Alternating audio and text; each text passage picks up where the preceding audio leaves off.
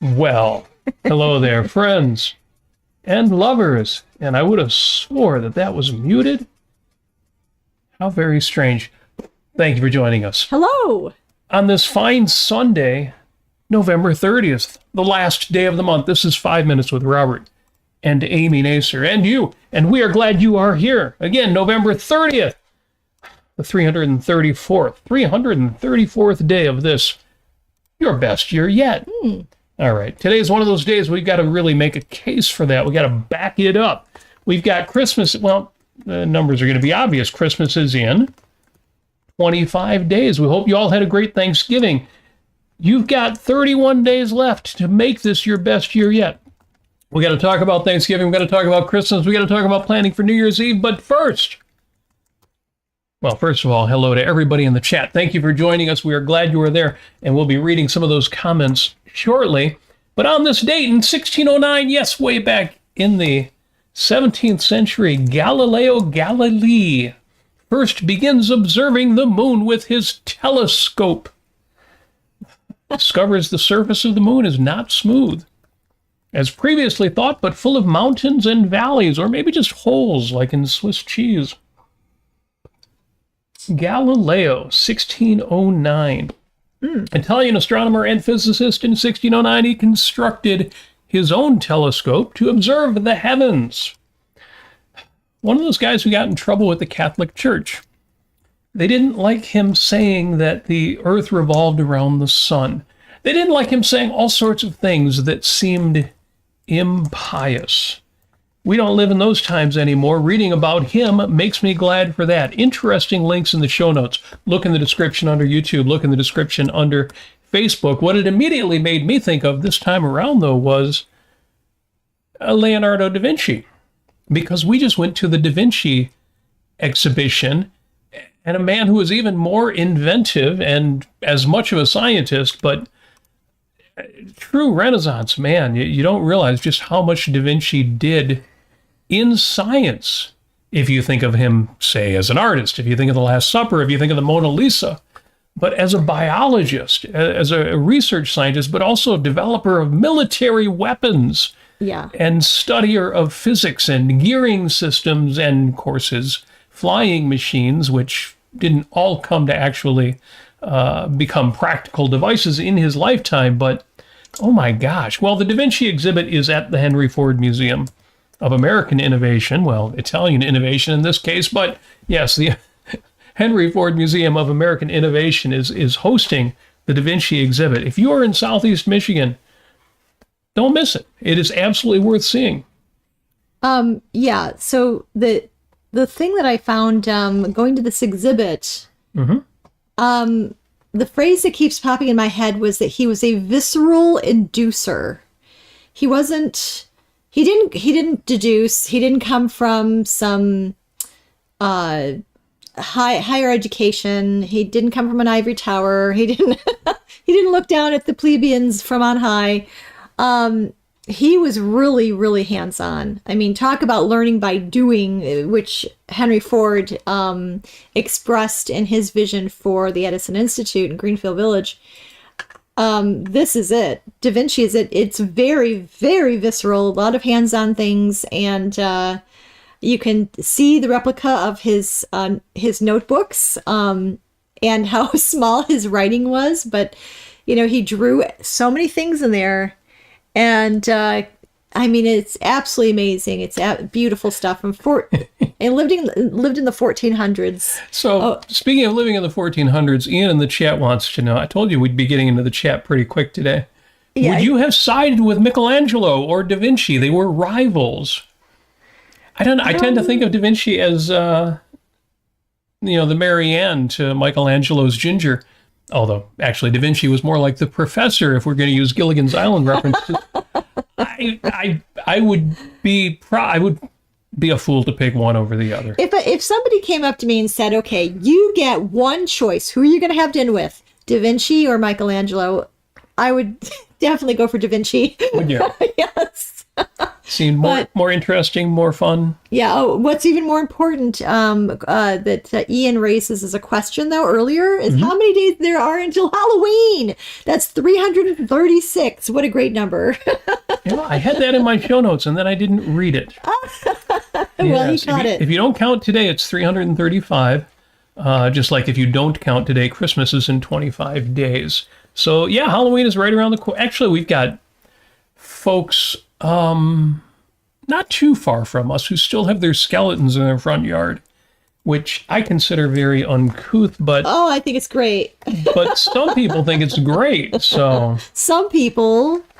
Yeah, you asked me about Michelangelo versus DaVinci. Now ask me about Christmas versus Halloween.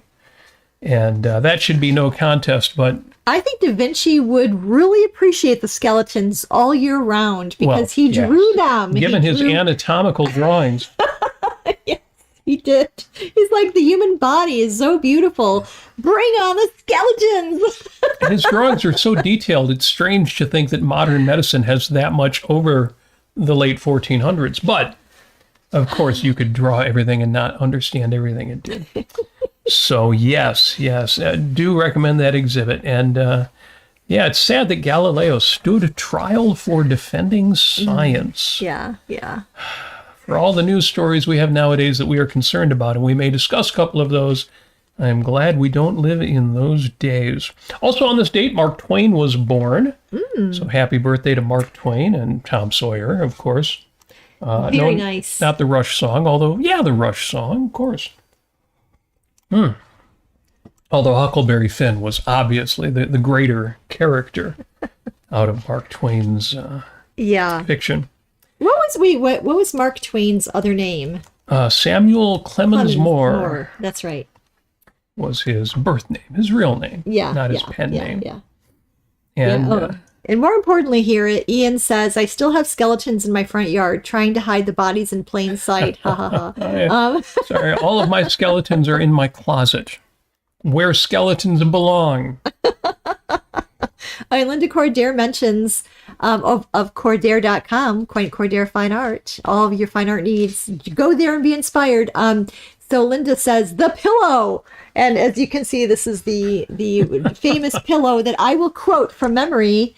It says, Dearest Amy, metaphysically, the only authority is reality. Epistemologically, one's own mind. The first is the ultimate arbiter of the second. Signed, Ayn Rand. Does she say love? Oh, yeah, love always. Ayn Rand. Love always. She has a personal note pillow to me from Ayn Rand. Yeah. Whoever bought that pillow may have been projecting a little bit as far as the opening and closing, but that quote has a near and dear place in our hearts. Yes. Not just because of the profound insight that Ayn Rand makes, but it's part of our history, too. Yeah. And shout out to the memory of Paul Gricella, yes, a longtime objectivist who passed away a few years back. Who put that quote at the head of every e-newsletter and paper newsletter he sent out from his group, the Objectivist Group. I always like that. He had an Objectivist group called the Objectivist Group. And Amy, you were his admin for a while. You were sending out the newsletters. Yeah, I was putting them together. I was the layout. I was doing the layout of everything. And we suggested to Paul at one point, it's a great quote that you put at the top at the masthead of your mailings, but there are so many great Ayn Rand quotes. Maybe change it up. And what did Paul say? He said, no. And he was he was a little bit amused that we asked, but no. You mean when we asked him if he wanted anything, like the good hosts that we are? That too, yes. And quote, Paul Gricella, all I need is a chair and a glass of water. He knew the essentials. and for all this occasionally stoic attitude he seemed to have, he lived exactly the way he wanted to live. So shout out to the late but great Paul Gricella. This is also the day of the first Thanksgiving football game. Thanksgiving come on November 30th back in 1876. Well, that's how it's documented. The first Thanksgiving college football game. That's strange, but apparently true. And so I had to look it up. The first NFL football game was played on Thanksgiving in 1920.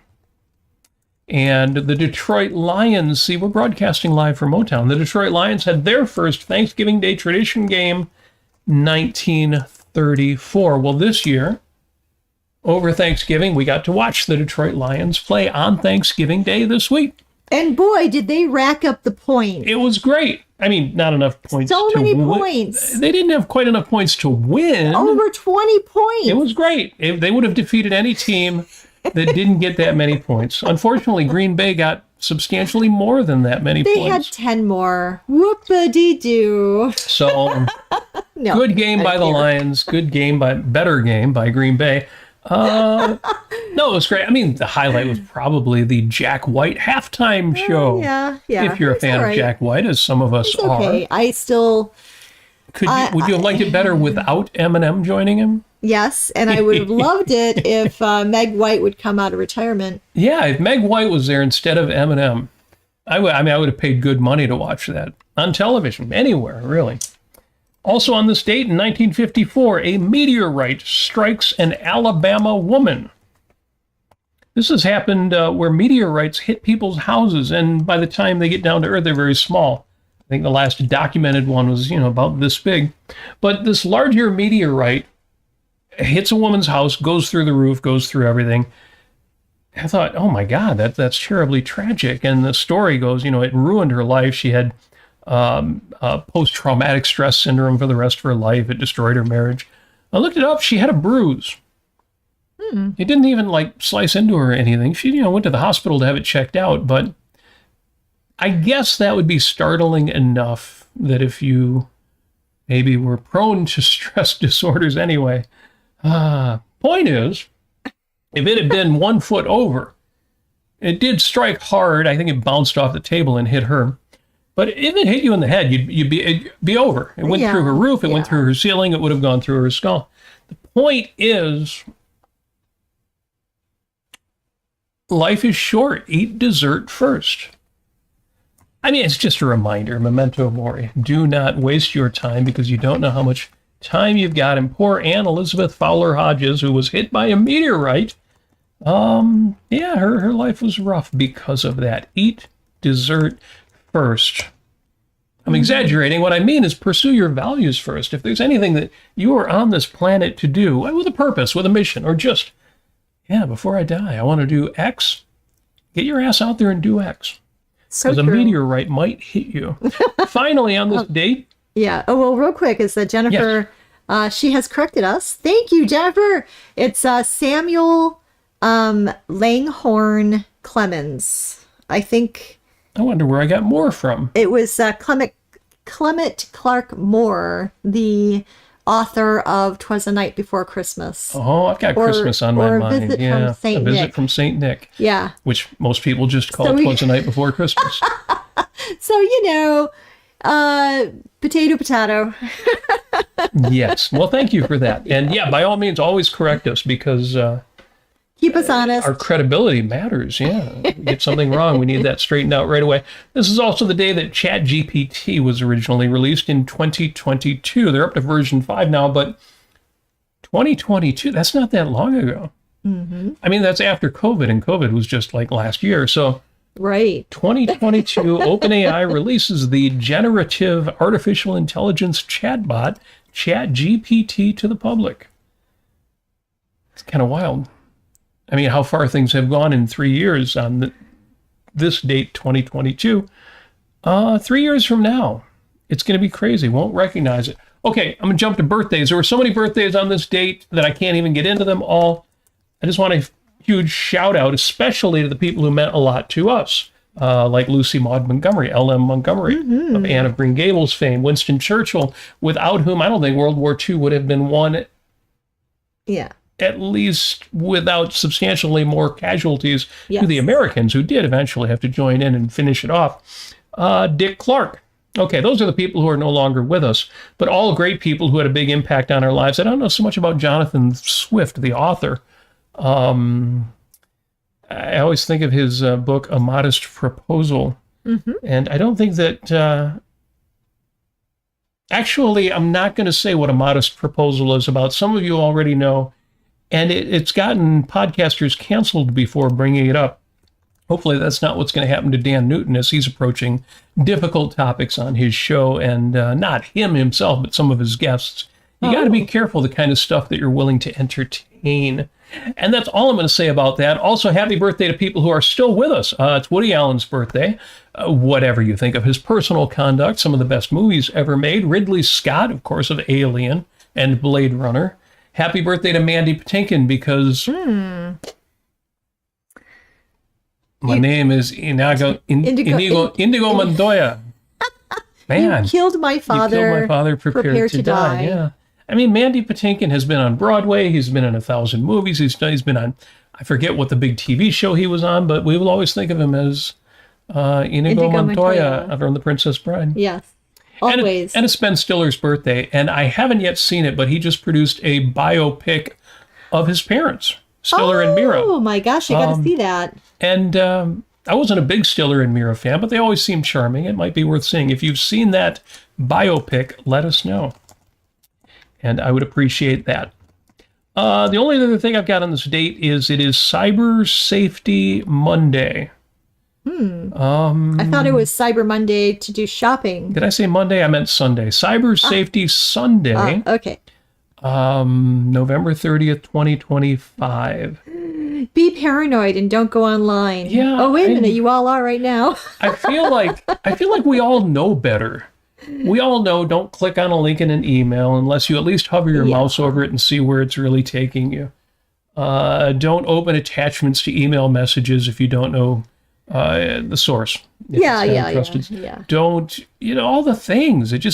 Maybe it's because I've been using computers too long or because I'm an IT guy, but, it's Cyber Safety Sunday. There is a link in the show notes if you want to see what the folks over at ZDNet, Ziff Davis Publications, have got to say about that.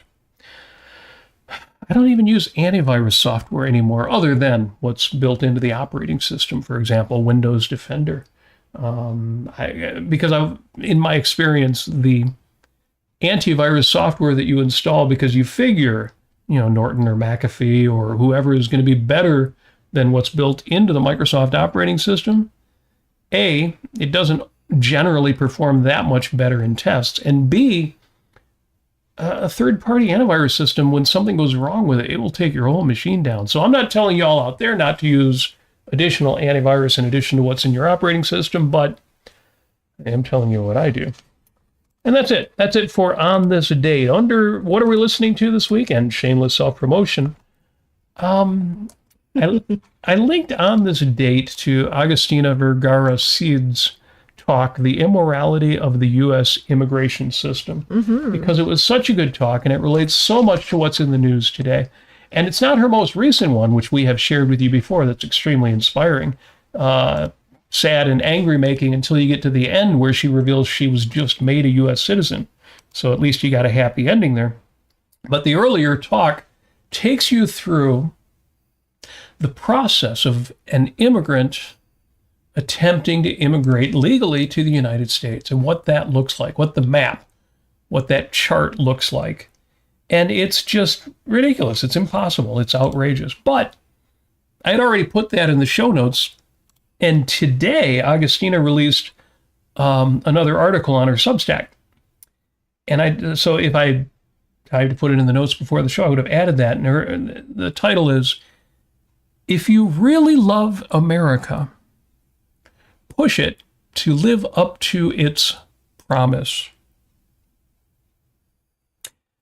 And you should look it up. Most of you already know who Agustina is. If you don't know Agustina Vergara Cid, last name is C.I.A. A search for her, you will find it. It's a very good article. I only had time to skim it.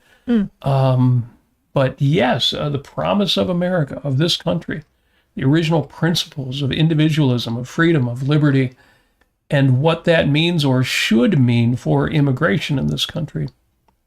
It's a recent post, might have been Dan who asked your stand on immigration.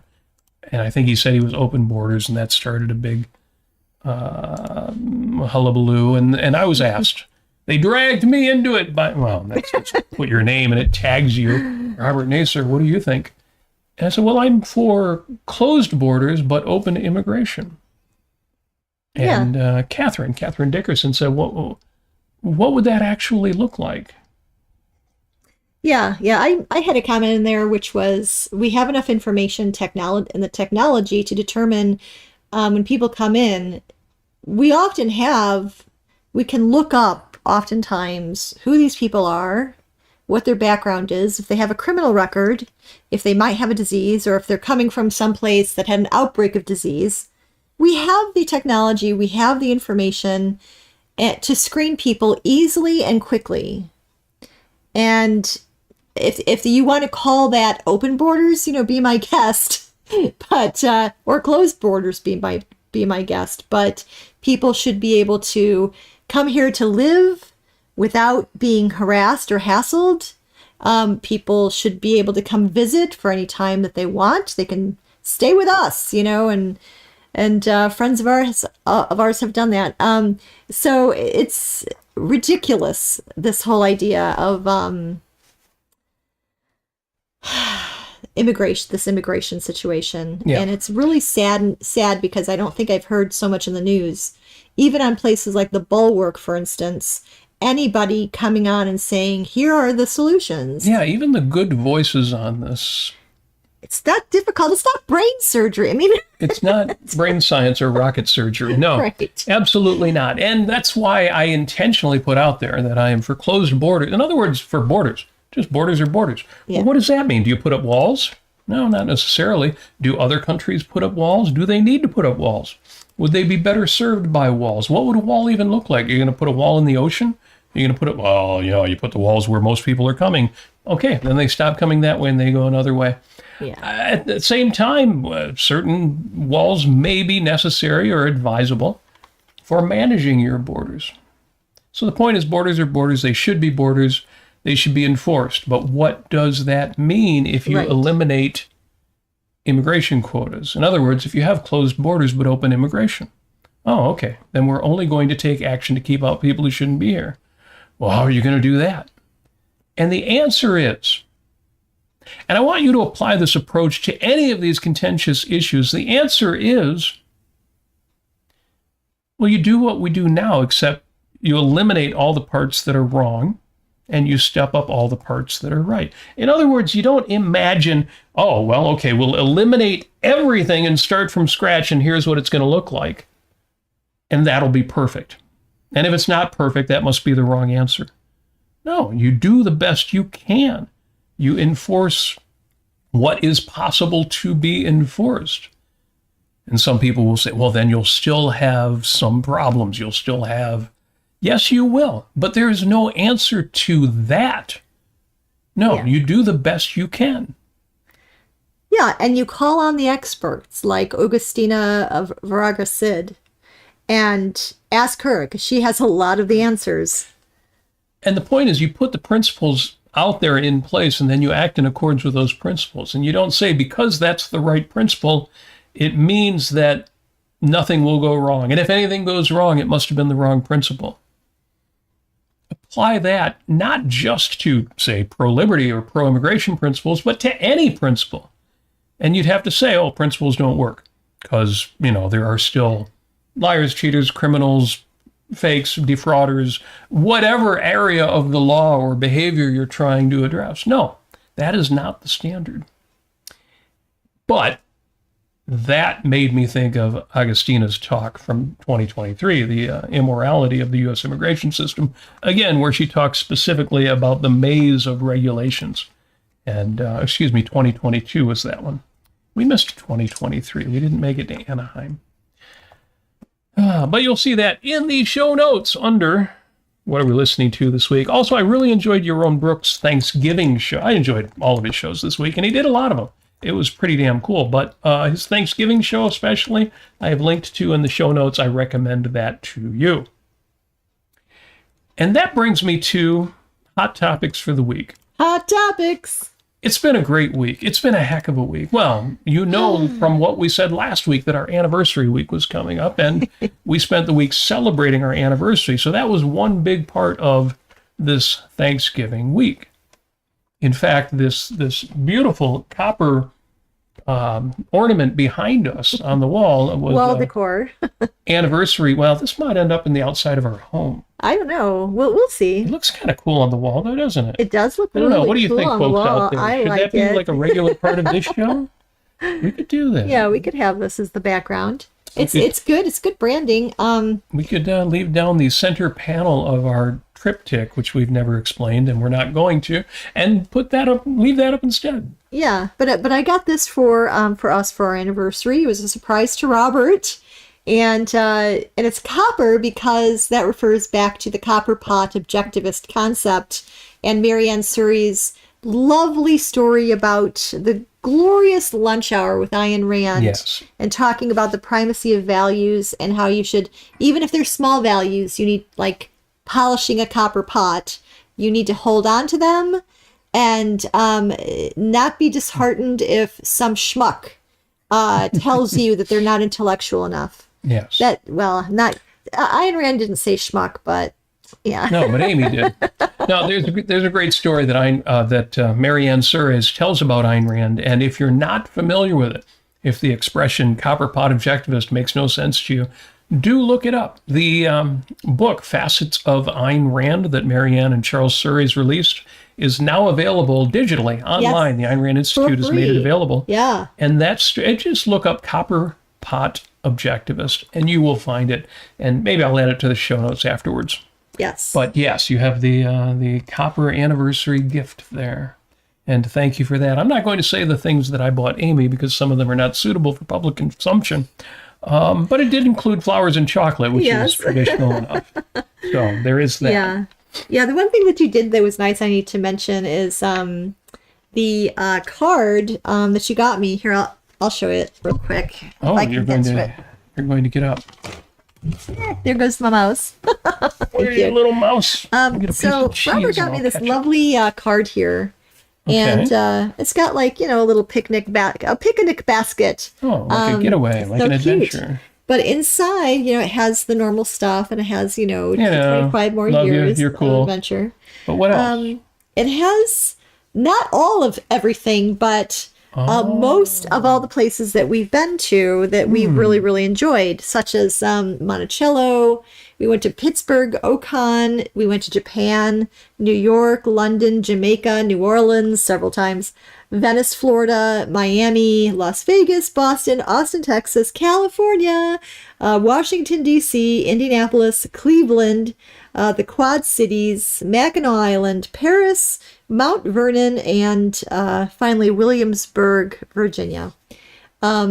And I'm like, this is amazing. We've been a few places, yeah. Yeah, we've been to a few places. 25 years, you have time to go a few places. We have yet to go to Australia or New Zealand. Yep. Yeah. And we have yet to visit Paris again, which I know we want to do. And of course, next year we're going to the Ocon in New Orleans, which we've been to many times. So happy to go. Several times. Cannot wait. Yes. So, anniversary week was outstanding, included way too much eating out, going to restaurants, that is, and eating. And the evening experiences were really special. The lunch ones were mostly good. Yeah, I mean, those were that was more research than anything. Yeah, there was a place that we actually had our wedding reception at, the Dearborn Inn, and they kept going through iterations of different restaurants, calling it different names, and we went there and checked out the latest iteration. And mixed experience, but was I think difficult. I think they could tell that we had a mixed experience because we after lunch we went and walked around the hotel. We found the old, not old, but the room that we had our reception at. Yes, conference room. Then we came back into the lobby, and one of the gentlemen, the greeter there, who also greeted us at the restaurant. I don't know, they have multiple. Anyway, he hands us a card. Yeah. Hands me a card. And it turns out they had filled out an anniversary card with signatures from the folks who were working that day. Yeah. Yeah. Just for no reason, staff out of members. Surprise, just because we had mentioned it was our anniversary and we'd had our reception there. Yeah, and it's not like they offered us free dessert or anything. Oh, that would have been even better. That would have been nice. Now, you say that like it's funny, or at least I laugh. But no, that actually happened. Yes, we did get a free dessert. That's why I say the evening restaurants were better. Yeah. So if you're in Southeast Michigan, we can recommend the Iron Gate. Yes. Which is downriver, and it's decorated. It's one of these restaurants that's decorated for Christmas. Oh, every square inch. Outrageously. There are thousands of every inch of the place. Ornaments and Christmas trees hanging upside down from the ceiling, and globes and balls and gift wrap and snow and it was so beautiful. And then the next night we go to Mesa in Royal Oak, Michigan. And the same thing. Well, not literally the same thing, but the whole restaurant is decorated, Christmas decorations, and so we went to basically 2 different Christmas restaurants. Yeah. So Iron Gate. Super sweet. The Iron Gate and Wyandotte. I mean, both experiences were so lovely, and the wait staff was so good. And in Mesa, I convinced Robert to help me share a 1.5 pound taco. It was called the Mesa Monster Taco, and it came out, and it was literally this big. And it had corn chips as well. I had some extra guacamole, and man, it was delicious. So it was a very good anniversary week. Yes. We celebrated Thanksgiving with family. Hope you all had a good Thanksgiving too. And that takes us right up to November 30th. Thanksgiving has been outstanding, and we have expressed enormous gratitude. In fact, we overtipped everywhere except for the one place where the service wasn't as good. Right. Even in Lammy's Diner, yes, which is a diner inside the Henry Ford Museum. Yeah. Because it is the season of gratitude. And one of the reasons why I recommend that people live below their means is so that you can be extravagant when it is of value to do so. Yes. And it's funny because when I was younger, I disliked the process of tipping. I actually wished they would just add whatever that was going to be into the prices so we didn't have to deal with it. And the older I've gotten, the more I enjoy being able to express my gratitude when I am impressed with service. Yes. So if you're young and the whole thing seems ridiculous and kind of annoying, I totally get it, and I'm not judging. But if you ever get to the point where it doesn't feel that way, it's a beautiful thing. It is a beautiful thing. And that means we are right on the cusp. We're right in the middle of the holidays, and Christmas is around the corner. Yeah. And that got me thinking about the kindly brontosaurus. Because again, we had some challenges this week, but it was all mostly good. And normally, at the beginning of the Christmas season here, I would say it's a season of goodwill. We can quote Ayn Rand on that. It's a season of goodwill toward men. A feeling that many people don't even fully appreciate if they weren't alive before World War I, if they never saw the kind of culture that we had when Ellen Montgomery was writing the Anne of Green Gables stories, or earlier stories than that. And it's not that everybody was, wonderful to each other, but that was the default in the sort of golden era, the so-called Gilded Age. And so what we want for you is to go out and get you some goodwill. Get you that goodwill between men and, of course, women. But to hell with that. No, I want you all to toughen up. I want you to make sure that when you go out there, you get that goodwill, you get that camaraderie, you get that fun and generosity. And it immediately made me think of a talk that Amy gave.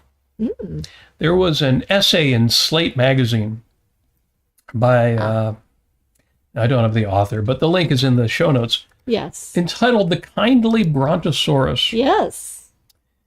And it was just put in there as a way of getting what you want out of people without having to be tough, without having to be nasty, without having to be mean. Yes. So she calls it the kindly brontosaurus. And the idea of the brontosaurus is, if you know dinosaurs, had the really long neck. And when you want to get you want to get something out of, one of the examples they give are the gate attendants on an airplane flight. or the maitre d' at a restaurant or a hotel. And the way to get what you want is to be kindly, to be pleasant, not to be unpleasant. But your posture should be, like a brontosaurus, substantially farther forward. Yeah, lean in. Lean in. Be close. You don't have to so-called get in their face, but be close. Be present. Yes. Position yourself close enough. Here, I'll read from the notes here. Position yourself close enough to be noticed, but not so close that you're crowding the other person. Keep your features soft and relaxed with an understanding or beatific. You've heard of the Beatitudes, beatific expression. Eye contact. Maintain a steady but placid gaze, a relaxed gaze on the other person's face. Avoid aggressive staring.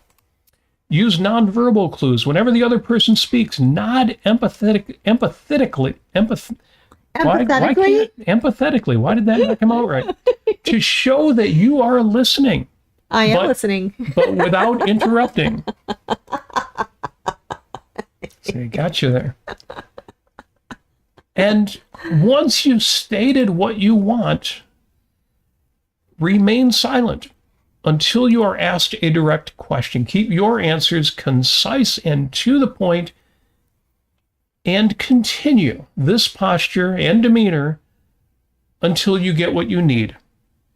Mm-hmm. Now, it's oversimplified, but the point is that you are not so much imposing as you are giving them an opportunity to give you what you want. If they don't want to give you what you want, you are making it clear that they should and they could, and that you're not going to be leaving anytime soon, so they probably will. I love this. I love the idea of being tough but gracious, dignified. I think of how an old-style British gentleman would have made sure that he got what he wanted, and he wouldn't allow himself to be, in a word Yaron Brook likes to use a lot lately, riled up. Right. He would simply be steady, gracious, but unbending, unyielding. And I think as the holidays go along, we sometimes let ourselves get pressured going out, pressured at events by those maitre d's or those flight attendants, gate attendants on a flight, or by relatives with expectations or friends with expectations. And you can do that. You can get fired up. You can say, well, the way to get you what you want is to be really, let's show them the anger, show them some persistence, to, get your finger in their face. And you can do that. And if that works for you, go for it. But works for you doesn't just include you got what you want. It also means, did you have the kind of experience you want? Right. And for me, that's no fun. And I'm, all about having a good time, as you know. So I love the idea of being the British gentleman or being the kindly brontosaurus. And the main thing I want to say is you deserve that. Yes. You should have that. As I say, out of our 5 dining experiences we had over the anniversary week, only one of them fell short. And in the end, we actually kind of got what we deserved in the end there, too. And some of these were the kind of places that were very busy, very crowded. They easily could have been, could have fallen short, and they didn't. And we weren't going to let them. Yeah. We had one incident that was a bit of a disappointment. It was really disappointing. And I'm not going to tell that story. I can tell it. I can tell it. Well, first of all, I would just want to say shout out to our friend Mark Cormez on Facebook. He was going back and forth about some, people who were not quite right about their their philosophy or their politics or opinions. In what way?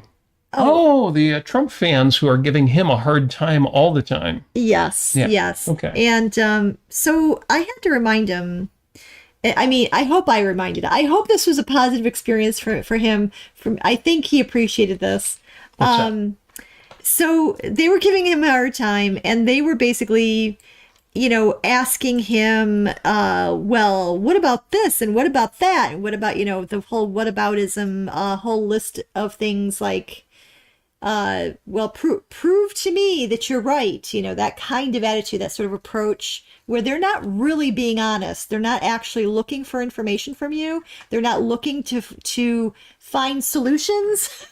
They're only there to basically kind of troll you, or even more than that, they're there to justify their own view, their own malevolent view of life. And we've talked about this before. If you're engaging a troll, oftentimes what they're looking for is justification for how they think and feel. And if you play that game with them, you are giving them what they want. You're giving them that, they're getting a rise out of you. And that basically means when people are engaged in that kind of negative thinking, yes, this person, I'm trolling them, and I want to find justification for my own bad behavior, and they're giving me what I want, and they're engaging in my universe, this malevolent sort of approach and dishonest kind of approach. So he was getting into these debates with people, and I said to him, you don't need to justify your vote or any of your principles to Trumpites. It is they who need to explain themselves truly. So I hope you got something positive out of that, because if you are, I was talking to our friend Sean actually earlier on the phone today about exactly this. If you are being approached with somebody dishonestly who is just making you prove your point to them, and then finally they'll find something that you say that you don't know, and then they'll say, ha ha, you don't know this one particular thing, therefore everything that you just told me is invalid, you don't know everything. And it's really bizarre behavior when I see this. You see it online and everything like that. We encountered some strange behavior. I would say it was inappropriate behavior, but from a lady who I think she was well-meaning or perhaps confused. Now, this is kind of floating, so maybe I should give the context. So I'm getting into this. So we went to Thanksgiving morning. We got up early and we went to a pool, an indoor pool that we go to. And it's usually very lovely and everything. There are about 5, I would say less than 10 people in this area of the pool. And it's a huge, giant leisure pool. It's one of these situations where you have a lazy river and all of this stuff. We were 2 of maybe, 8 people. Yeah, we're in a swimming pool on Thanksgiving morning, so hardly anybody is there. So it's our anniversary weekend, and Robert and I, we get a little close, and we get a little romancy, if you know what I mean. And nothing to an outside observer, it may have been obvious that we were in romance mode. Yeah. So this lady came up to us, and This lifeguard, yes. This is somebody who works there. Yes. Somebody who works there. She informs us of a policy. No kissing, no getting too close to each other. That this new policy that they have, and would we please stop doing that? Or she just wanted to make sure that we knew and we shouldn't be doing that. And my immediate response was, unfortunately, I didn't have mastery over this because it was so left of field. I was not expecting anyone to say that to us. I mean, it's bizarre. I mean, it was like finding somebody walking down the street with 2 heads. You're like, what's going on? And so my first reaction was a reaction, and I felt angry about it. So I said to her, "Thank you." And that was the restaurant version of thank you, when we would say thank you to a customer And in our heads, we weren't using the words thank you. And I said it, that's that passive aggressive thank you, Yeah, thank you. No, you said it politely enough. I did. I had mastery to a certain extent, but after that, I didn't know what to do. And I felt so wronged. I felt such injustice by it. And I was so upset. It ruined my morning, unfortunately. And I mean, looking back at it, I think I know what I would say, but it was one of those bizarre, out of the blue situations. You would not expect anybody to go up to you. I mean, to us, and do this. And so I decided, I walked into the women's changing, locker room area. And then I stopped and I thought to myself, I am not going to be satisfied unless I ask her and tell her what's going on here. I turn back around, I go back out, I find her and I say, I think you're the lady who was talking to us earlier about the new policy. And I thought to myself, I had this clever idea. I thought, first of all, de-escalate right away. And I thought, how can I compliment this woman?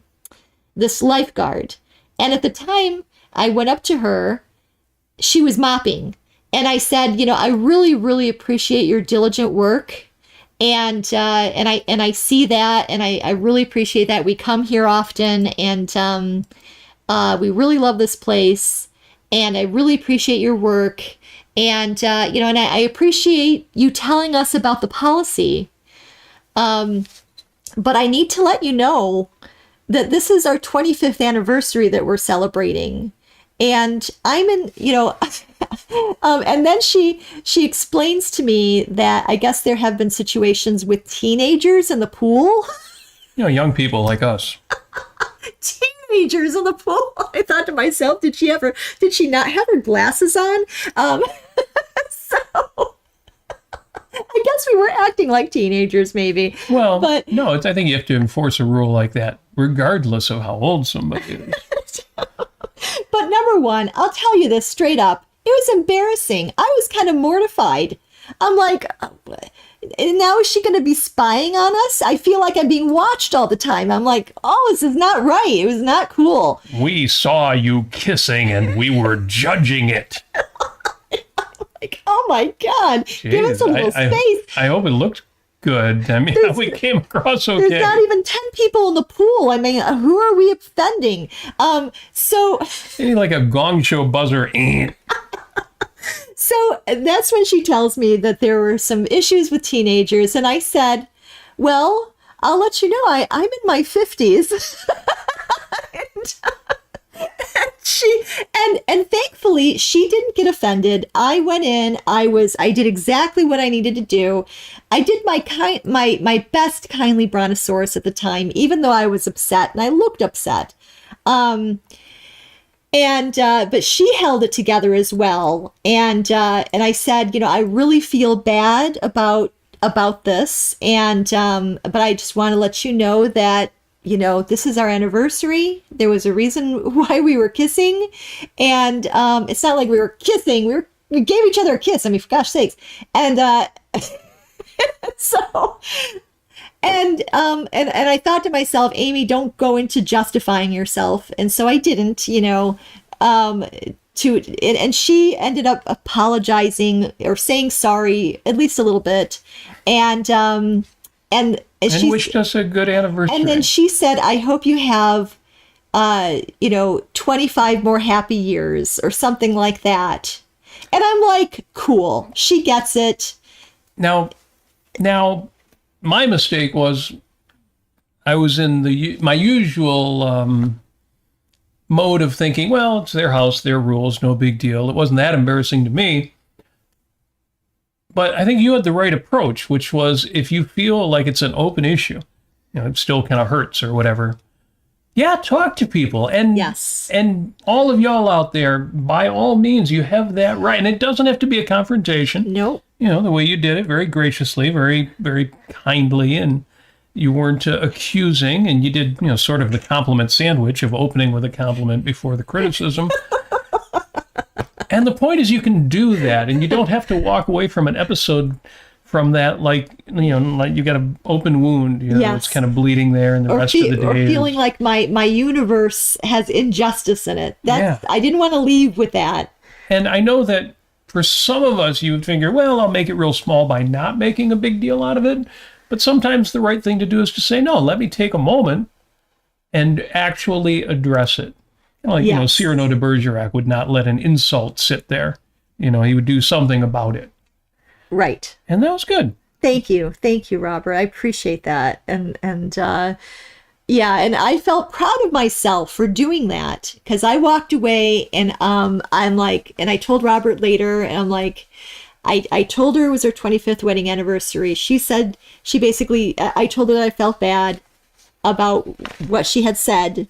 And then she ended up wishing me another happy 25 years. And now she knows that maybe next time she should look to see who she's saying or informing that policy. We were not teenagers. We were not doing anything. Our behavior offensive. was not that outrageous. No. I know some folks might be thinking, yeah, but if you were breaking their rule, trust me, if there were more than a handful of people in the pool on Thanksgiving morning, they wouldn't have even noticed. We have certainly behaved similarly in the past without it being an issue. Exactly. And we probably will in the future, too. Yes. So. Yeah, but it was a good opportunity to come to an understanding, and that this woman was not the devil incarnate. She wasn't out to ruin my morning. She wasn't out to make me feel I was being watched. No, she was just that person who conveyed that policy, and she was nice enough, and my message got through. Jim says, well, in her defense, I know of thousands of cases of couples who have drowned because they were kissing. Well, only if you're using the word drowned metaphorically. And I'll leave that at that. But that's why I say, I'm not going to tell you, as I often do, that you should look for gratitude, express gratitude, and you should express goodwill, and it will generally come back to you. No, I want you to demand gratitude, and I want you to demand goodwill. Yes. In the kindly way, in the gracious way, in the way of the... Use a compliment sandwich, like Robert says. It works. It can work. But the point is, get you some of whatever you deserve. And don't let yourself get caught up too much in the moment. That's why I say, I always tell people have an attitude of gratitude. I live with an attitude of gratitude. Every moment I look around me and I'm just grateful for everything I see. But in this case, I want you to live with an attitude of altitude. Yeah. And by attitude of altitude, I mean, if you find yourself in a situation where you're not getting what you deserve, take a moment and see yourself at that 50,000 foot level, or maybe just at the 10,000 foot level, looking down on the situation. Say, okay, how do I want to handle that to get what I want, what I need? And you can do that and be a little creative about it, or just think, what crazy thing would Amy and Robert have done?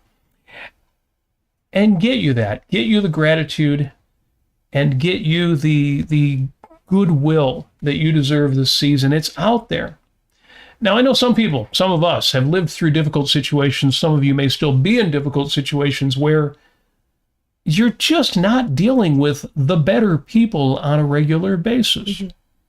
Mm-hmm. When I have lived in, rougher neighborhoods and spent, too much time shopping in rougher, stores where you just don't get a lot of smiles or pleasantry.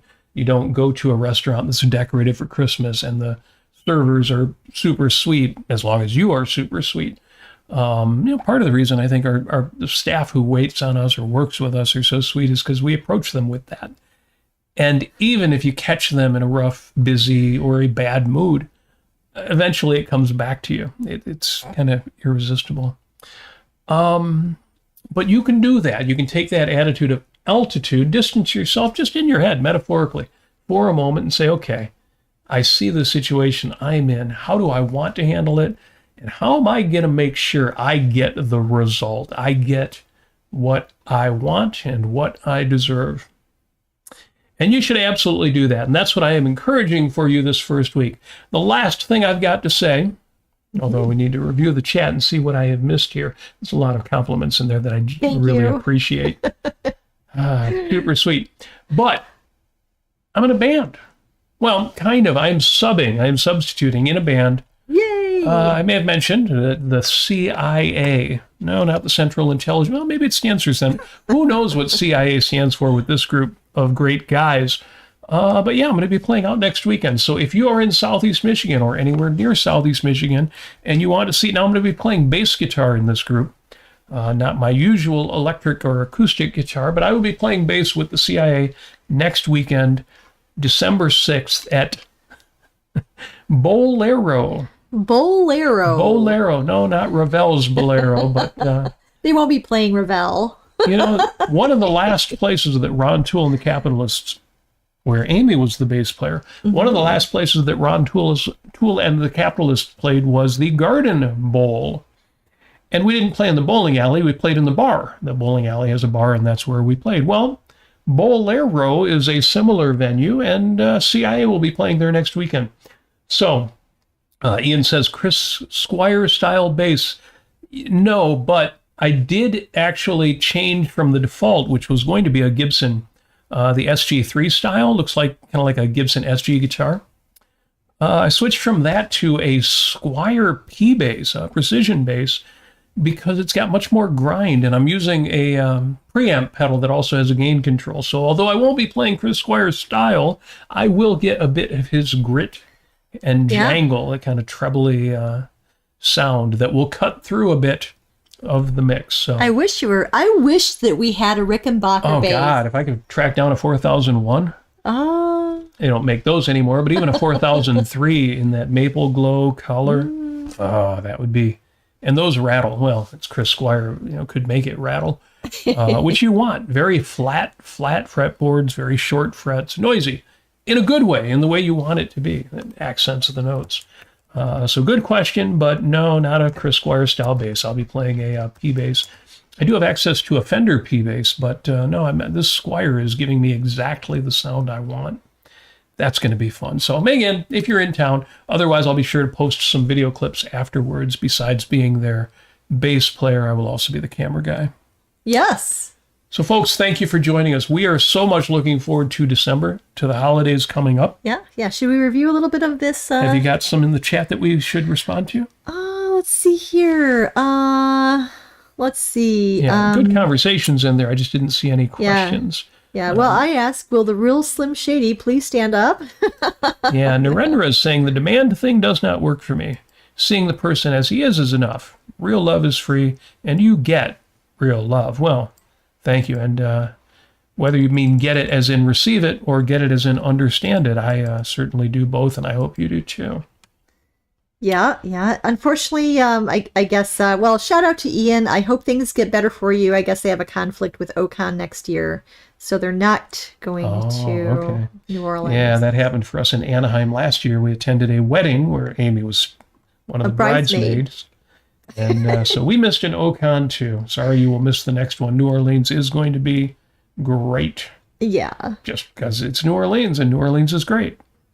Yeah. And I'm sure it'll be a great Ocon too, but come on, it's New Orleans. Yeah. So but you guys get it. I'm so glad that I could share my story of the watchful lifeguard, or the overly watchful lifeguard. Yep. I appreciate that. And two people pointed out that the left channel dropped out in the audio. I will take a look at that. Yeah. I'm starting to think, because we replaced the mixer recently, maybe one of my cables to the video system. Maybe one of them is going out. We'll take a look. We'll do some tests. Thank you for that. And I appreciate it. Ian asked, did you watch High Society yet? We did. It had its moments. It was actually a musical remake of the Philadelphia Story, which I think I actually enjoyed more. I mean, Frank Sinatra singing, Bing Crosby, it's hard to beat, but I just enjoy Cary Grant's stuff so much more. And yeah, appreciated and Katharine Hepburn. I mean, that's hard to beat. I appreciated the camaraderie between Frank Sinatra and Bing Crosby. Yeah, I like that. That was good. it was good, but probably not. I would say I like the Philadelphia Story more. Yeah, And, Matthew says. but thank you for the recommendation. We did enjoy watching it. Matthew says, for what it's worth, you are one of my favorite couples. Well, Aw. thank you. You're one of our favorite people in London. Yeah. Oh, my goodness. Well, that's very kind of you, and Yeah. for our own sake, we will keep trying to live up to that. And Alex, a.k.a. Equal to Reality, says, in Disney theme parks, instead of saying thank you, they say, have a magical day. Yes. Well, thank you is better than the thing we replaced it with in the restaurants. But no, that's good. That is a very good thing. Ian says the Sinatra-Crosby duet is a highlight. You're right. Watching the film, and you had mentioned, was it you who mentioned that, or was it? No, I think it was you who mentioned that we should listen to that song. And you're right. Of all the songs in there, it definitely was it was great fun. It was a fun highlight. I thought maybe Jim had mentioned it too. But you are right about that. Yes. Bless your heart. Yeah, bless your heart is always a good replacement Passive aggressive. For what you want to say. Yeah. Yeah. Yes, and Greg, yes, we are so young at heart. I know. And yeah. Oh, Ian says no, it was someone else. Then it was definitely Jim. Then. Oh yeah. Yeah, it was Jim. I can understand that the lifeguard may have thought you were younger than you are. Yeah. Maybe she wasn't wearing her glasses. Okay, sad.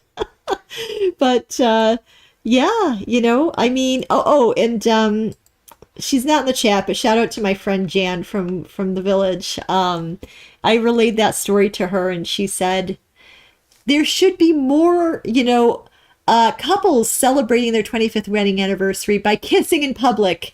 I think it's a good example for young kids to see. Good. Well, Jan, if you watch this or listen to this later, thank you for that. And yes, I think you're right. Yeah, absolutely. We are right. I know. Oh my goodness. Yeah.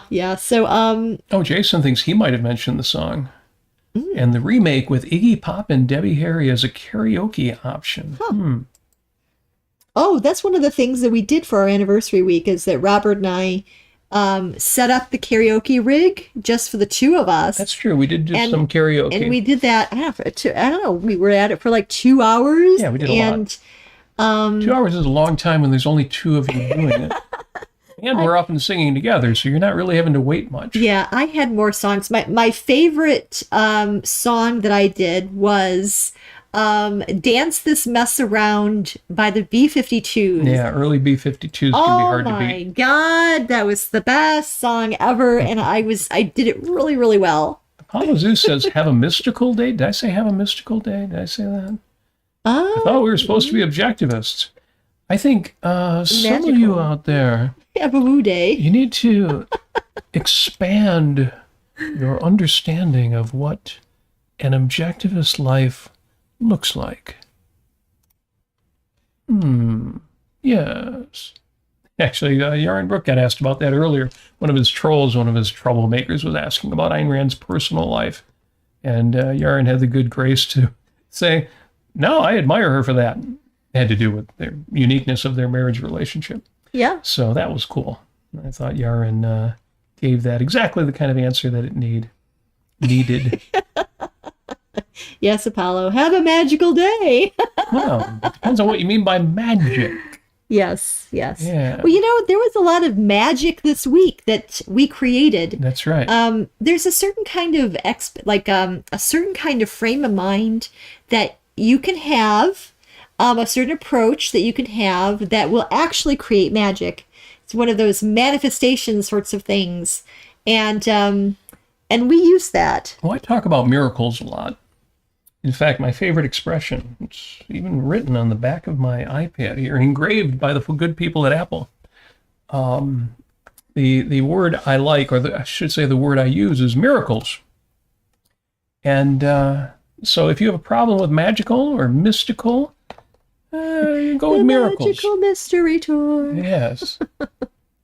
Yeah, it's going to remove this and show it off, but it's not wanting to come out of the case. Oh, there we go. Force it. Not that you could see that on the camera, but... But what does it say? It says, we are surrounded by miracles, not least of which is ourselves. Yeah, and when I think of that, I think of the attitude of Cheryl Brooks when she first moved to New York City, and how Ayn Rand described her as expecting, to see wonderful things around every corner. And that's how I felt this week, and it was so lovely. If you had told me when I was a little kid that you'll be holding a computer screen in your hand that's 1/4 of an inch thick, but it will actually be the entire computer, including being powered by a built-in battery that will run for hours. I would not have imagined that in my lifetime. We are surrounded by miracles, but not necessarily high-tech stuff. Simple things like lights, electricity, furniture, microphones, all this good stuff. Yeah, Greg mentions the word thaumaturgy. That thaumaturgy is the performance of miracles or magic feats, essentially the working of wonders. Well, I don't know about that exactly, but what? And Greg also says someone encountered it in the movie Wicked while the closed caption text was on. Oh. We watched the film Wicked, and Amy mentioned that she saw it a while back when she was in Texas with friends.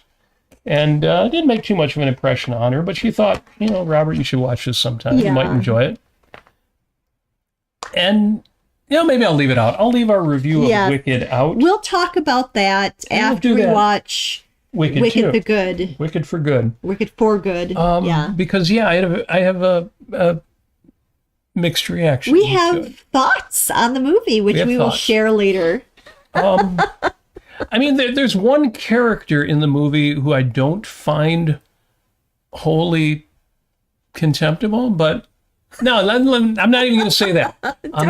Don't even say that. Just retract it. I retract it. Reel it in. Everything is beautiful. I should say the colors and the scenery and bright the and CG busy was and so beautiful. The special effects, you don't even realize because of what the characters are doing, just how amazing the production is. Oh, yeah, the production is fantastic. It's extraordinary. And meanwhile, back on the ranch. I think we were just about ready to wrap it up. Yeah. Again, I want you to toughen up, but toughen up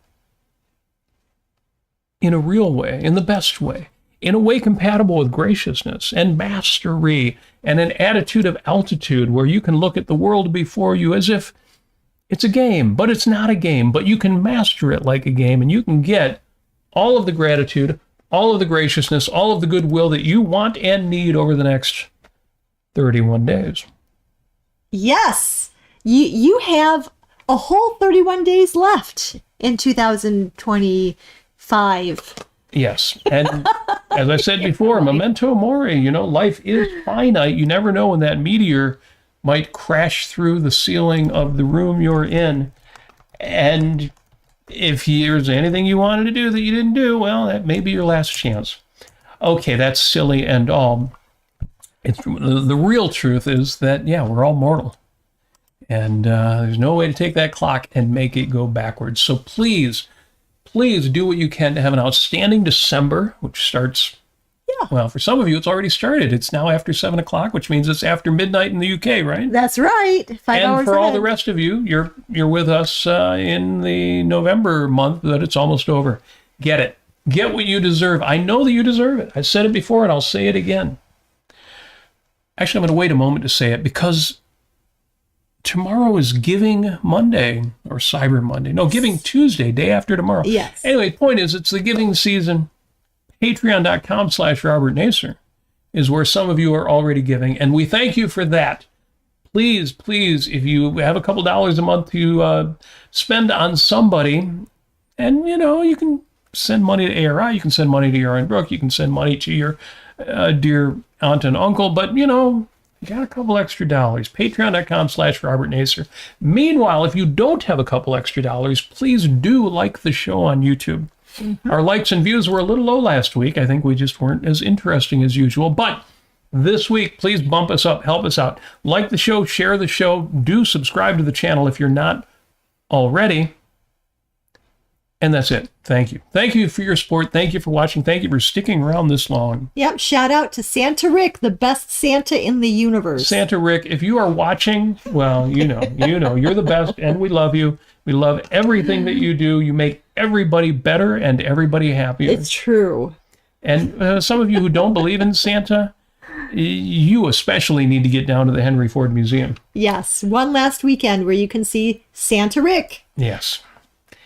And with that said, all that is left is for us to wish you all of the success that you so richly deserve. We know that you do, because you're literate. If you weren't literate, you wouldn't listen to a show like this for 5 minutes, much less how long it actually went on. But you get it, and we appreciate that. You are our kindred spirits. We haven't had any trolls in a while, and maybe we're overdue for that. But we'll see. We'll see if we can make that happen. If you know any trolls, share the show with them so that we can have some of that fun in the chat too. In the meantime, yes, keep striving, keep making things happen, and we're going to wish you, well, not just all of the success that you so richly deserve. We know that you do, but we're going to wish you mistletoe. Well, you know what happens under the mistletoe. We wish you love.